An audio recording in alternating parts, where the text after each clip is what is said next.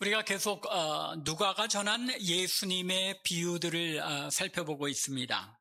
벌써 대여섯 번에 걸쳐서 누가복음의 비유들을 살펴보았는데, 누가복음에 나타난 예수님의 비유들을 살펴보면서 알게 된 것들이 몇 가지 있습니다. 먼저 첫째로는 누가는 다른 복음서 저자들이 기록한 그 동일한 비유들을 자신의 나름대로의 관점에서 기록하고 있다는 점입니다. 이게 무슨 얘기인고 하니, 마태복음에도 예수님의 비유들이 굉장히 많이 있고 또 마가복음에도 비유들이 있습니다. 그런데 누가는 마태나 마가가 기록하고 있는 그 비유들을 자신이 기록하고 있는 내용의 흐름에 따라서 어떤 비유들은 이제 두 비유가 연속으로 마태복음에는 나오는데 누가에서는 그것을 따로 떼어서 기록을 한다거나, 또 마태는 지난번에 살펴본 것처럼 주기도문은 5장에서 말씀하고 아버지가 좋은 것을 주지 않겠느냐 하는 그 말씀은 7장에서, 마태복음 7장에서 기록하고 있는데, 이 누가는 그것을 같이 엮어서 11장에서 한꺼번에 다루고 있죠. 이처럼 누가는 누가 나름대로의 계획을 가지고 예수님의 생애를 기록하면서 그 예수님의 가르침들도 자신의 필요에 따라서 마태가 사용했던 비유들도 다른 맥락에서 또 소개하고 있다는 것입니다. 또 하나 우리가 누가의 그 비유 기록에서 알 수 있는 것은 다른 복음서 저자들은 기록하지 않는 독특한, 누가복음에만 나타나는 독특한 비유들을 많이 기록하고 있다는 것입니다. 그 중에는 굉장히 유명한 것들도 많이 있죠. 선한 사마리아인의 비유, 얼마나 유명한 비유입니까? 그런데 마태와 마가는 기록하지 않고 있습니다. 요한은 물론이고. 또 우리가 잘 알고 있는 것 중에 탕자의 비유 역시도 마태와 마가는 기록하고 있지 않은데 누가만 기록하고 있습니다. 그 외에도 지난번에 살펴본 우리 밤중에 찾아와 음식을 청한 친구의 비유, 또 어리석은 부자의 비유, 이런 것들이 이제 누가복음에만 기록된 독특한 그런 비유들입니다. 오늘 우리가 읽은 비유의 말씀은 사실 마태복음 24장과 25장, 이 마태복음 24장과 25장은 예수님께서 종말에 대한 비유로 가르치신 그 내용으로 유명합니다. 그런데 이 24장과 25장에서 말씀하고 있는 비유, 예수님께서 마태는 연이어 기록한 것으로 기록하고 있는 그 내용을 누가는 둘로 나누어서 기록하고 있습니다. 누가복음에서는 오늘 우리가 41절부터 읽었는데 41절에 베드로의 질문, 예수님, 주님, 이 비유가 우리에게 하심이니까 아니면 모든 사람에게 하신 것입니까? 이 비유는 바로 앞에 있는 35절부터 45절에 나타난 그 비유를 말씀하는 것인데, 이렇게 베드로의 질문을 그 사이에 끼워 넣음으로써 마태복음에선 하나로 다루고 있는 비유를 둘로 나누어서 두 개의 별개의 비유로 다루고 있습니다. 오늘 우리가 읽지 않았지만 오늘 본문 바로 앞에 기록된 이 비유는 깨어 준비하는 종의 비유라는 그런 이름으로 알려져 있는데, 이 비유에 이어서 이제 오늘 본문에 나타난 지혜롭고 신실한 청지기의 비유를 기록하고 있습니다. 그런데 조금 독특한 것은 누가가 마가보다 훨씬 더 디테일하게, 자세하게 기록하고 있다는 것입니다. 그러면 이런 배경적 사실들을 염두에 두고 이 비유를 통하여 예수님께서 가르치신 바가 무엇인가 우리가 함께 살펴보며 은혜를 나누어 보겠습니다. 먼저 예수님께서는 이 비유, 오늘 우리가 읽은 비유의 말씀을 통하여 예수님께서 분명하게 다시 오신다는 사실을 가르치십니다. 예수님께서 다시 오실 것이다. 오늘 우리가 읽은 지혜롭고 진실한 청지기의 비유는 종말에 대한 비유입니다. 주인이 다시 오실 때에 일어나게 될 일, 또 주인이 다시 오실 때를 준비하며 살아야 할 종의 삶에 대하여 가르치신 주님의 말씀입니다. 우리가 잘 아는 것처럼 종말이라는 단어는 기독교 신앙에서 매우 자주 등장하는 단어입니다. 그리고 또 자주 등장한다는 얘기는 무슨 의미입니까? 그만큼 중요하다는 의미이죠. 어떻게 이야기한다면, 우리 어떻게 본다면 기독교 신앙은 종말의 신앙이다라고도 이야기할 수 있는 것입니다. 기독교 신앙을 대표하는 그런 표현들이 많이 있죠. 부활의 신앙이다 라고 얘기하는 그런 것 우리가 제일 잘 알고 있는데, 그것과 못지않게 기독교 신앙은 종말에 관한 신앙이다라고 이야기하기도 합니다. 왜요? 주님께서 분명히 다시 오실 것이라고 말씀하셨고, 이 기독교 신앙에 있어서 종말이라는 것은 그저 막연한 의미가 아니라 예수님께서 승천하신 이후 이 초대교회부터 예수님 다시 오실 때까지의 그 사이의 기간, 그 기간이 다 종말이라고 성경은 칭하고 있습니다. 교회의 역사를 보면 이 시간이 굉장히 길어졌죠. 이 종말이라는, 예수님께서 곧 오리라고 말씀하셨는데 그 곧 오리라고 하신 기간이 벌써 2000년이라는 시간이 지났습니다.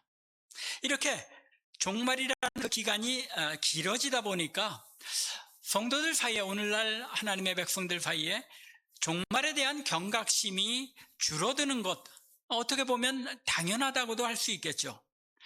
온다 했는데, 곧 온다 하셨는데 자꾸 그 기간이 연장되다 보니까 지난 2000년 동안도 안 오셨는데 뭐 내 생애 중에 오시겠나?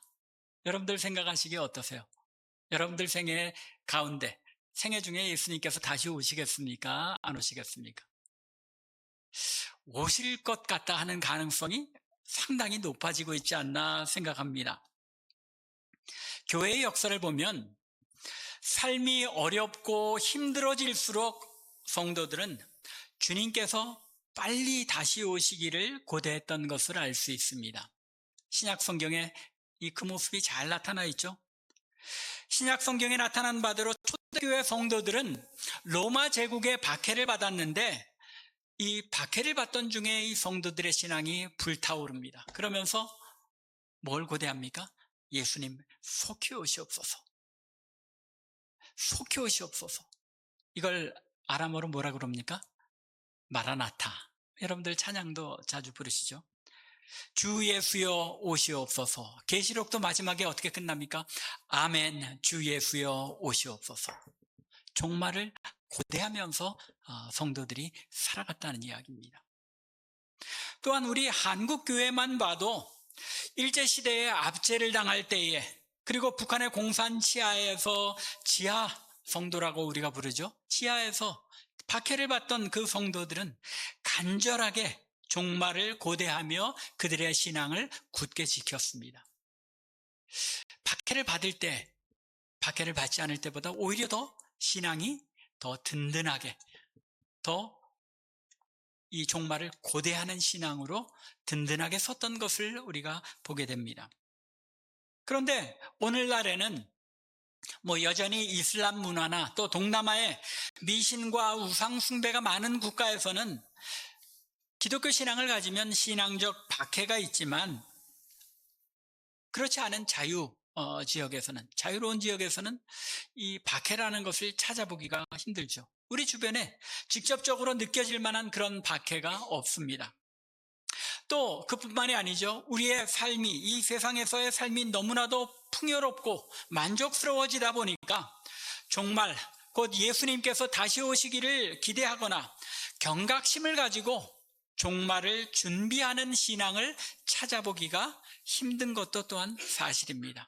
그래서 예수님께서 뭐라고 하시죠? 너희가 말세에 믿음을 보겠느냐? 말세가 될수록 사람들이 다 풀어져서 이 종말을 고대하는 참 믿음을 가진 사람들을 찾아보기가 힘들다는 것입니다. 아니, 우리 성도들도 속 마음으로는 좀 더 먹고 마시고 여행도 즐기며 풍요로운 삶을 실컷 즐기고 난 다음에 예수님께서 오셨으면 좋겠다, 그렇게 생각들은 하고 계신지 있지 않은지 싶습니다. 적어도 예수님, 내가 건강하고 또 이 세상에서 즐길 수 있을 만한 때는 오시지 마시고 내가 하나님의 부르심을 받기 직전에 좀 힘들고 어려울 때 그때 오시면 고생 좀 덜하고 우리가 하나님께 갈 수 있을 것 같습니다. 그때까지만 오시는 것 좀 연기해 주십시오. 농담 삼아서 그런 표현하는 성도들도 있는 걸 보았습니다. 그런데 이것이 우리가 잘 생각해 보면 종말에 대한 경각심이 사라지게 되는 이 시대, 이것이 성도들로 하여금 종말을 준비하는 삶을 살아내지 못하게 하려는 사탄의 계략 중 하나인 것이 분명합니다. 성도들로 하여금 종말에 대한 기대, 주님께서 다시 오실 것을 기대하지 않고 살아가게 하는 것이 사탄의 계략이라는 것입니다. 그래서 오늘 비유에서도 언급되고 있는 것처럼 먹고 마시고 술에 취하여 종말과는 먼 방탕한 삶을 살게 하여 신앙으로부터 멀어지게 하는 것이 사탄이 사용하는 전략이라는 것입니다.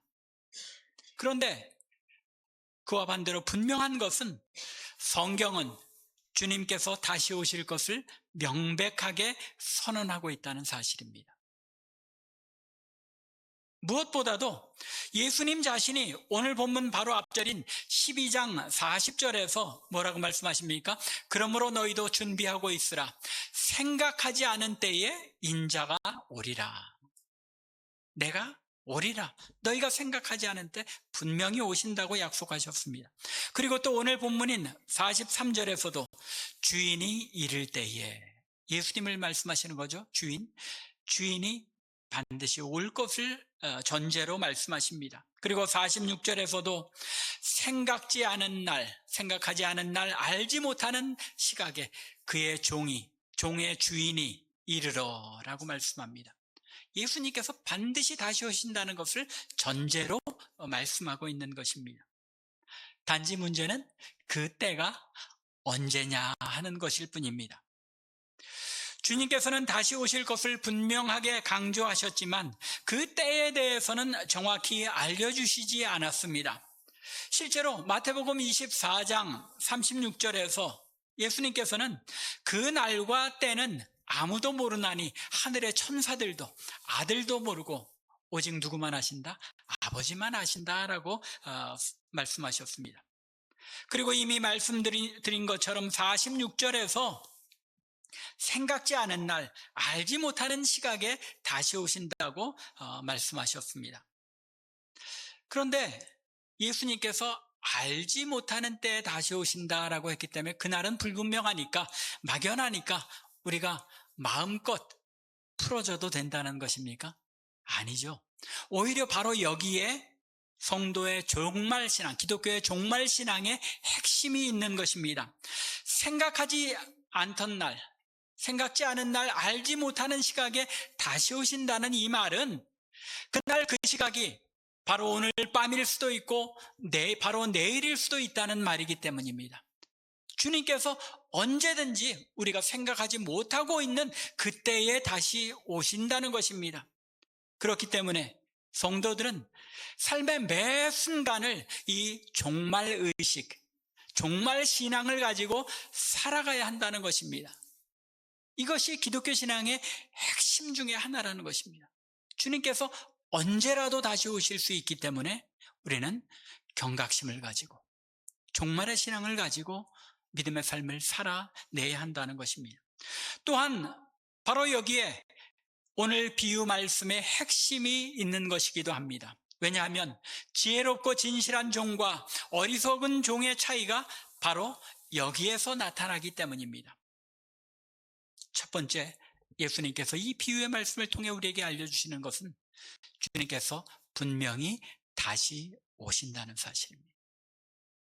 두 번째로 예수님께서는 이 비유를 통하여 종에게는 맡겨진 책무가 있다는 사실을 알려주십니다. 누가는 이 비유의 말씀을 독특한 방식으로 시작합니다. 41절에 이미 우리가 읽은 바와 같이 베드로의 질문으로 이 비유의 말씀이 시작됩니다. 베드로가 여짜오되, 주께서 이 비유를 우리에게 하심이니까, 모든 사람에게 하심이니까, 우리에게 말씀하신 것입니까? 아니면 모든 사람을 향하여 말씀하신 것입니까? 라고 묻는데, 여기서 이 비유는 어떤 비유를 가리키는 것입니까? 오늘 우리가 읽은 이 비유의 말씀을 말하는 것입니까? 아니죠. 바로 앞에 예수님께서 하신 말씀, 즉 35절부터 40절에 기록된 깨어 준비한 종들에 대한 이 비유의 말씀이 누구를 향한 말씀이냐는 것입니다. 여기서 우리는 누구를 가리키겠습니까? 앞에 12장에 우리가 초반부에서 본 것처럼 제자들, 12 제자들을 칭하는 표현이 우리입니다. 그리고 모든 사람은 누구를 말하겠습니까? 예수님을 따르던 모든 군중들을 가리키는 것입니다.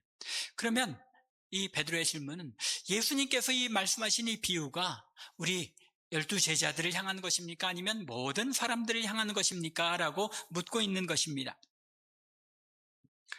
따라서 오늘 본문에 나타난 지혜롭고 진실한 청지기의 비유는 이 베드로의 질문에 대한 예수님의 답변입니다. 이런 맥락에서 우리가 오늘 비유의 말씀을 읽어나가야 한다는 것입니다.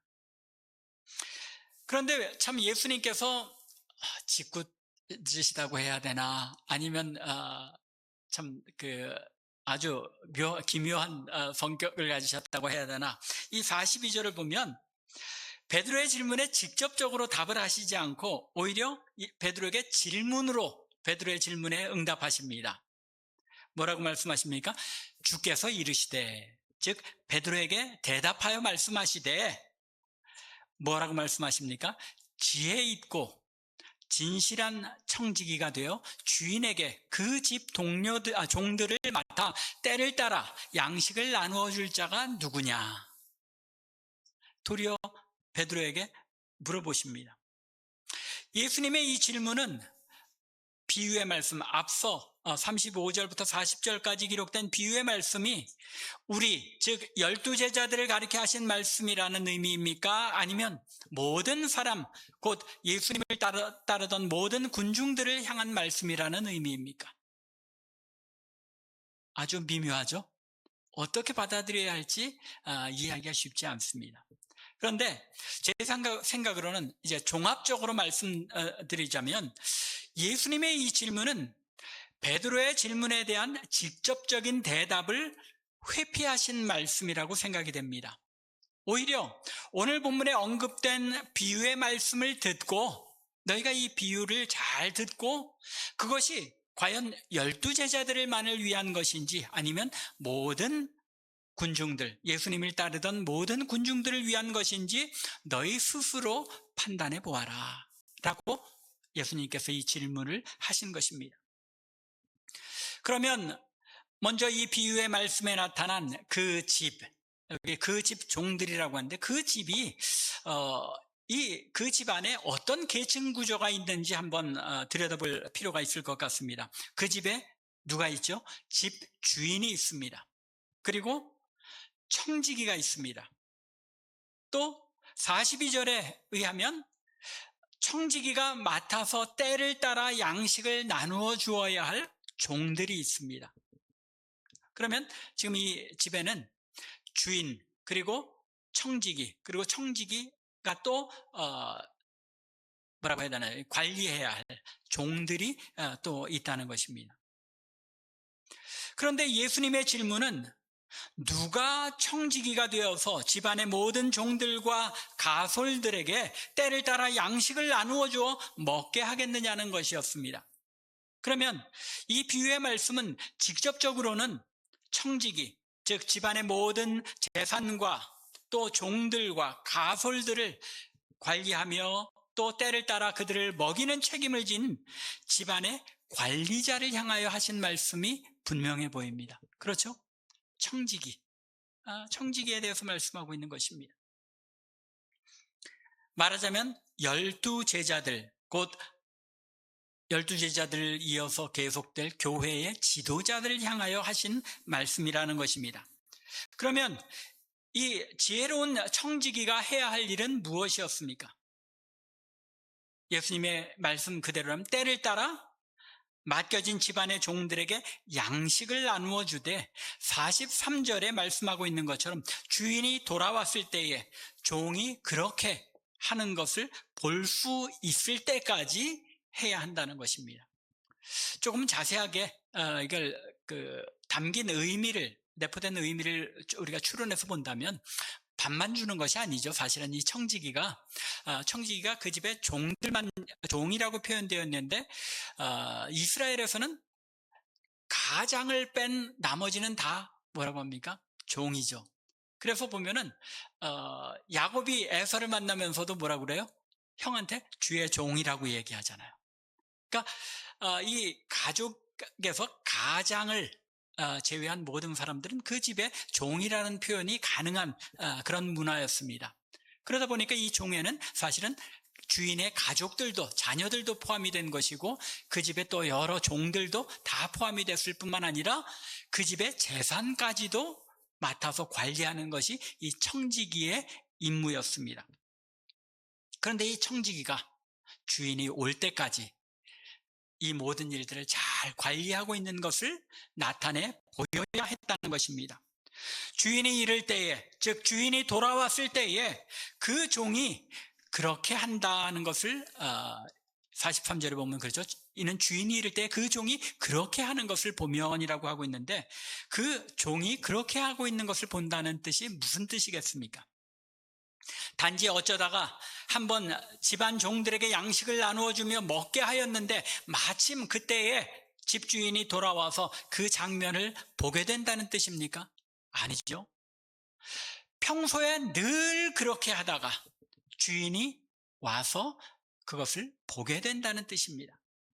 늘 자신에게 맡겨진 그 일을 성실하게 행하는 삶을 살다가 어느 날 갑자기 생각지 않은 날, 알지 못하는 시각에 주인이 돌아와서 그가 행하는 그 성실한 모습을 보게 된다는 뜻입니다.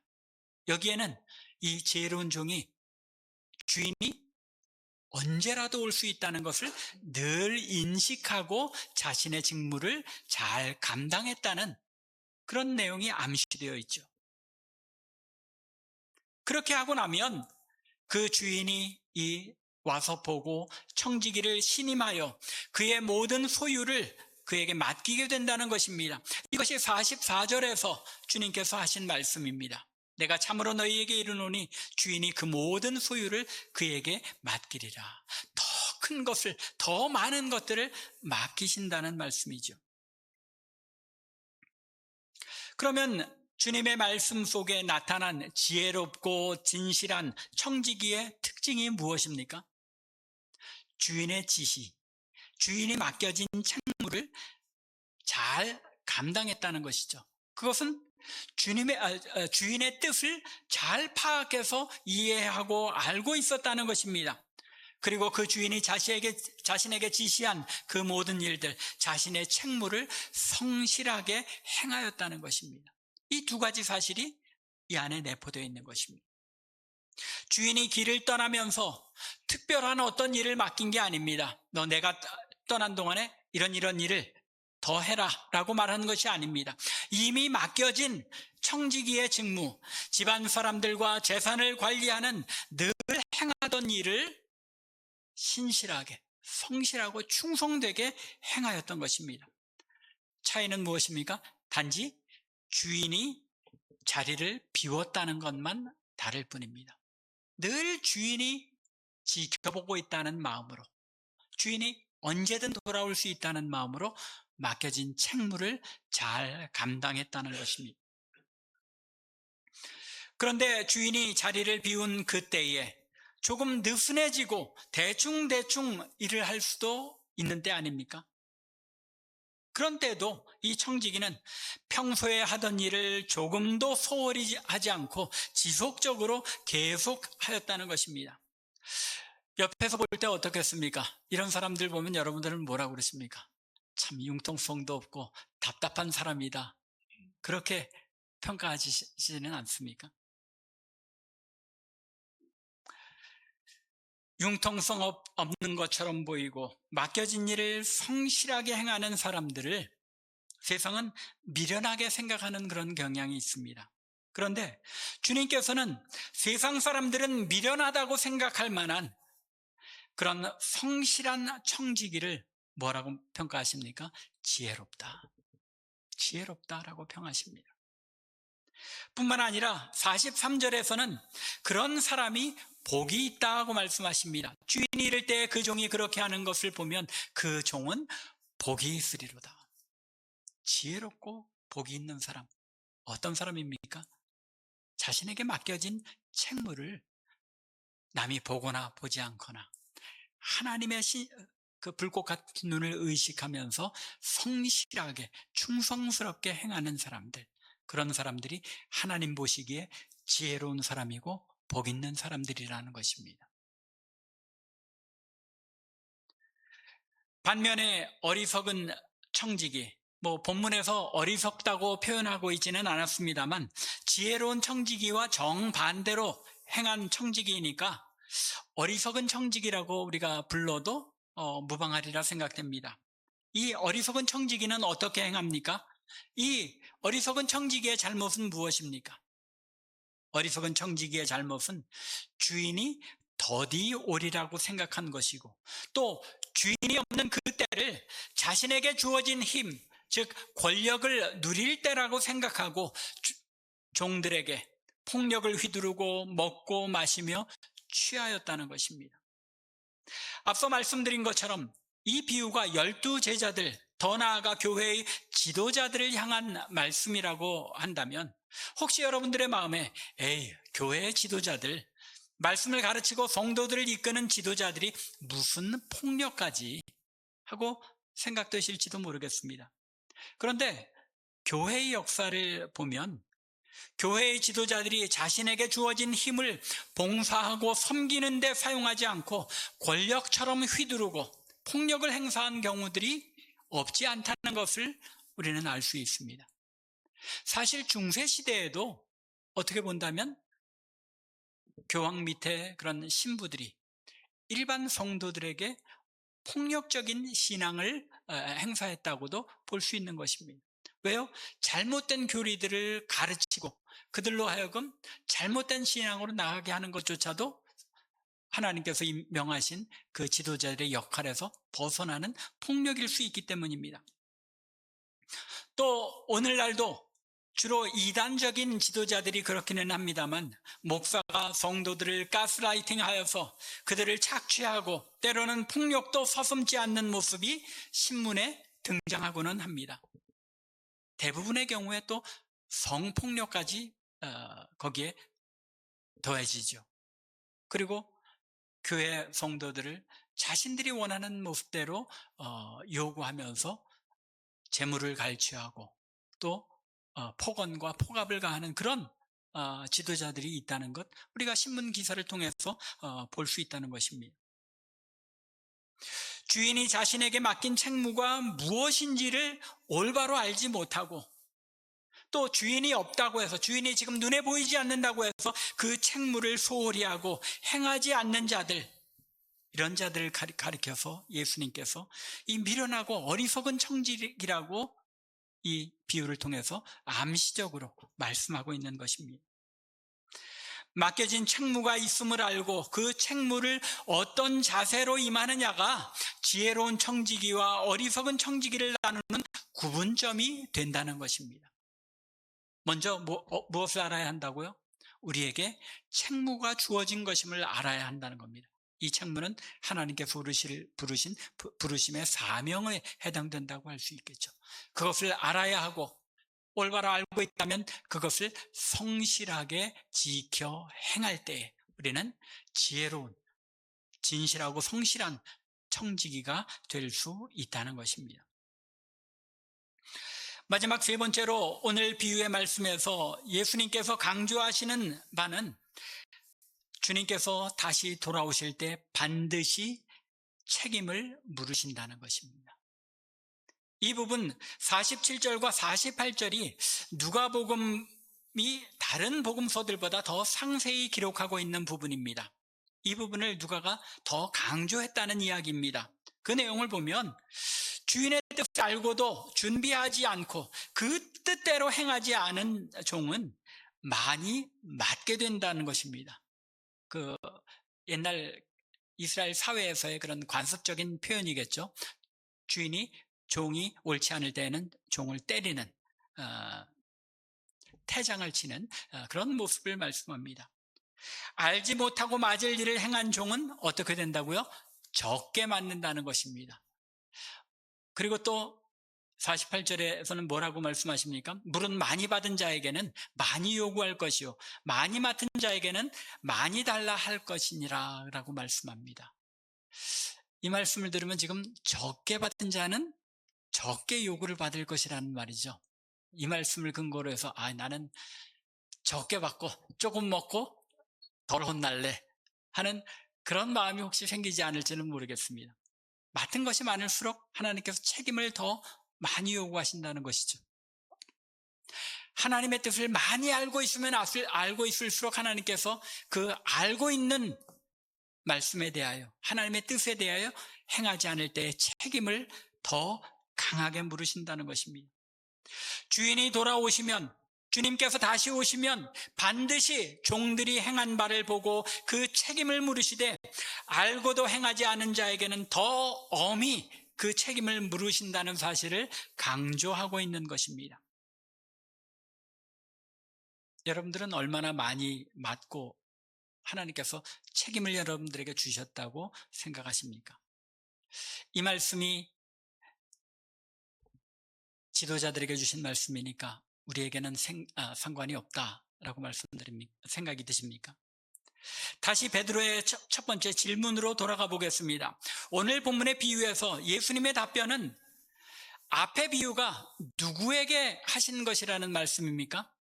12제자들, 즉 예수님께서 이 땅에 계시지 않는 동안 교회와 양떼를 맡기신 지도자들을 향해 주신 말씀이라는 뜻입니다. 그런데 왜 예수님께서 직접적으로 베드로에게 그래 이것은 너희들 12제자들 지도자들을 향해서 준 비유의 말씀이다라고 답하시지 않고 42절에 지혜 있고 진실한 청지기가 되어 주인에게 그 집 종들을 맡아 때를 따라 양식을 나누어 줄 자가 누구냐라고 말씀하심으로써 마치 불특정 다수에게 그 책임이 주어질 수도 있다는 식으로 말씀하신 이유가 무엇이겠습니까?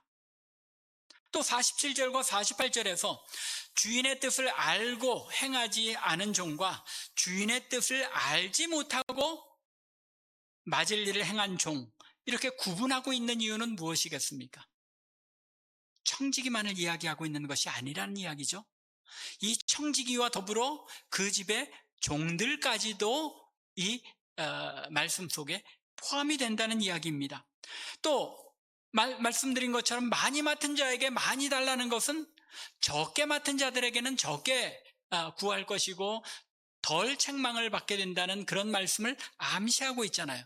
그러면 지도자들만이 아니라 모든 그 집안에서 책임을 맡은 종들에게까지도 이 비유의 말씀이 다 해당된다는 말씀이죠. 여기에 예수님께서 베드로의 질문에 직접적으로 답하지 않은 이유가 있는 것입니다. 너희가 이 비유를 잘 들어보고 판단해라. 그래, 직접적으로는 12제자들, 교회 지도자들을 향해서 이 비유의 말씀을 가르침을 주노라 하고 말씀하시면서 그러나 잘 들어보아라. 그 안에 모든 하나님의 백성들 각자에게 모든 종들에게 주어진 책임이 있고 그 책임에 대하여 하나님께서 물으실 것이다 라는 것입니다. 이 비유의 말씀이 단순히 지도자들만을 향한 말씀이 아니라 모든 하나님의 백성들에게 주어진 사명이 있고 주님의 뜻을 알려주셨다는 면에서 모두가 다 청지기이며 종이라는 사실을 말씀하고 있는 것입니다. 즉 오늘 본문 앞의 비유의 말씀과 오늘 본문의 비유의 말씀은 둘 다 1차적으로는 온 집안 일을 맡은 청지기들, 곧 교회의 지도자들을 향한 말씀이지만 2차적으로 그리고 보다 넓게는 사명을 받고 하나님의 뜻을 깨달아 아는 모든 하나님의 백성들에게 이 진실하고 또 지혜로운 청지기와 같은 책임을 주님께서 요구하신다는 것입니다.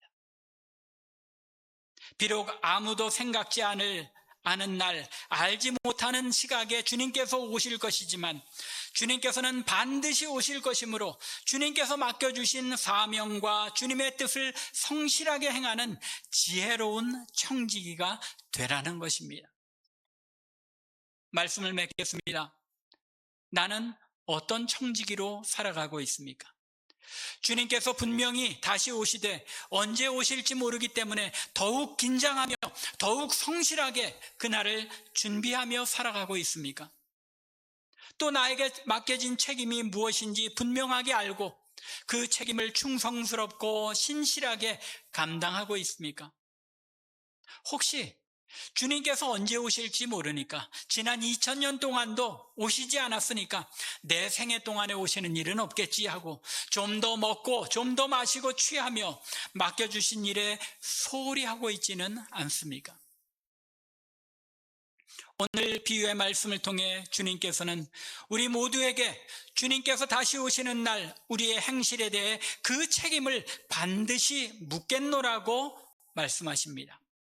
아는 만큼, 깨달은 만큼, 신앙생활한 연수만큼 신실하고 충성되게 섬기며 행하는 지혜로운 청지기가 되기를 원하십니까? 아니면 알고도 행하지 않음으로 말미암아 신실하지 아니한 자의 받는 벌을 받게 되는 어리석은 청지기가 되시렵니까?